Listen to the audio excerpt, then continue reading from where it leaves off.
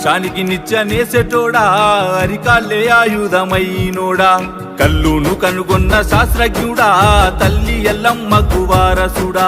తాటి చెట్టును మొక్కి తల్లంటవు ఈతవనమే నీ ఇల్లంటవు మొగు ముత్తాదులే రెండు కల్లంటవు నీ వృత్తి కత్తిసామే గౌడన్న ప్రాణంతో చెలగాటమే ముంతేడు కల్లు కోసం ఎంతటి త్యాగాని కొడిగడుతవే నీ వృత్తి కత్తి